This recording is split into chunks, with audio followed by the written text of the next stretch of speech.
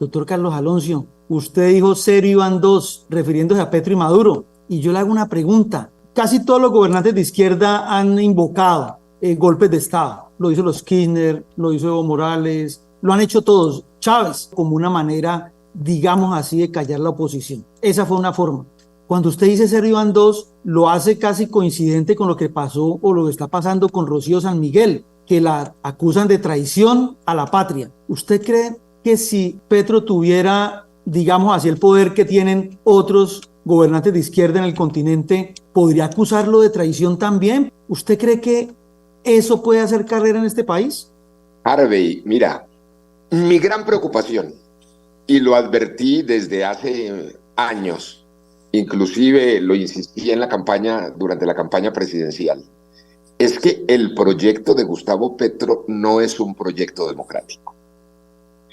Como efectivamente, y lo he repetido, no es un proyecto democrático y es un desastre todo lo que ha ocurrido en Venezuela. Es que yo creo que lo de Venezuela no es un tema ni de derechas, ni de izquierdas, ni de centros. Es el tema de una tiranía criminal y corrupta, torturadora y violatoria de los derechos humanos, pero además al servicio de las organizaciones criminales, del narcotráfico y de todo tipo de delitos, que actúan contra su sociedad, contra el pueblo, violando todas las normas democráticas. Y yo creo que aquí han empezado a ocurrir síntomas de la misma receta desastrosa de Venezuela. Por eso escribí ese artículo, Harvey, que mencionas, que es cero iban dos en este año. Mire, este año comenzamos, por ejemplo, con que el gobierno, con que Gustavo Petro filtra desde sus organismos de inteligencia, supuestamente abren una investigación contra un golpe de Estado y desestabilización, que es cuando señalan, dice que yo soy prácticamente como el coordinador del golpe de Estado, que es exactamente lo que le acabo de responder a John Maro, en un señalamiento de criminalización de la oposición.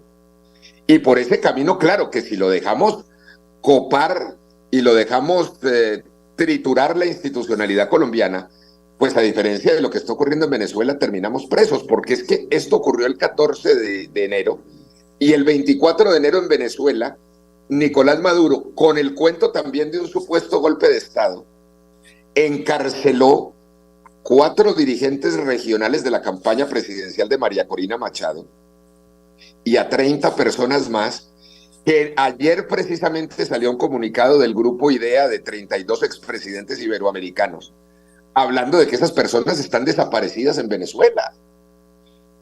Y resulta que es con el mismo cuentico y embuste de un golpe de Estado, cuando los golpistas son ellos. Y efectivamente en el mes de febrero, el 7 de febrero, en Venezuela, un grupo, un piquete miliciano, militante de los colectivos de Nicolás Maduro, atacó una reunión donde estaba María Corina en el estado de Miranda, a unos pocos kilómetros de Caracas. Hirieron a varios de sus seguidores. A María Corina la tuvieron que montar a las carreras en un carro, le rompieron los vidrios al carro. En una actitud agresiva, miliciana, violatoria de los derechos humanos.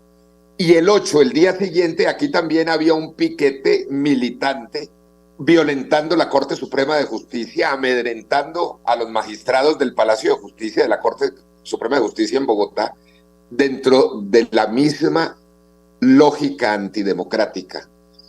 Y después salen a decir que no ocurre nada y que son paraísos. Igual que sale a decir Nicolás Maduro, salió Gustavo Petro a decir en Colombia que él no había hecho nada, que aquí no había pasado nada, que todo lo que habíamos visto era una fantasía, en un negacionismo absoluto de lo que yo creo que es gravísimo. Y por eso en ese artículo que mencionas, Harvey, yo digo, en Colombia tenemos que proteger la Constitución, tenemos que defender los espacios democráticos y aún estamos a tiempo para que no tengamos que recorrer la tragedia que sin lugar a dudas vive Venezuela. Para que un presidente electo comience a ejercer la presidencia de la República, se le exige constitucionalmente que realice un juramento, el juramento presidencial. Y hay un artículo de la Constitución que redactó las palabras exactas que ese presidente tiene que pronunciar y comprometerse para poder comenzar a ser presidente. Es decir, el juramento de acatamiento y cumplimiento de la Constitución no es un protocolo, no es un ritual, no es una ceremonia social. Es el compromiso más importante que un presidente tiene que hacer con su nación y con su sociedad. Luego, obviamente, cuando se observa a un presidente que desconoce, controvierte, contraría y viola la Constitución, es lo más grave que puede ocurrir en un país. Cuando uno revisa, cuando uno habla, por ejemplo, con los dirigentes venezolanos que están en el exilio y le cuentan a uno la experiencia venezolana, pues ese proceso de copamiento tanto de las milicias en los controles territoriales como la toma institucional y la violación del ejercicio de la separación de poderes que fue un desastre,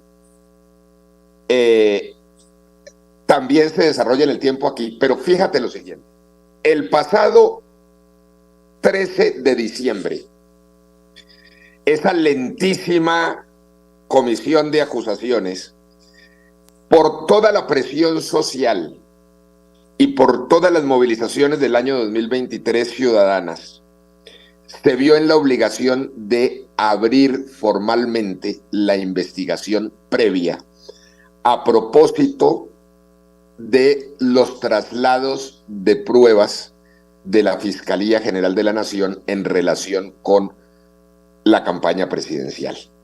Esto ocurrió el 13 de diciembre.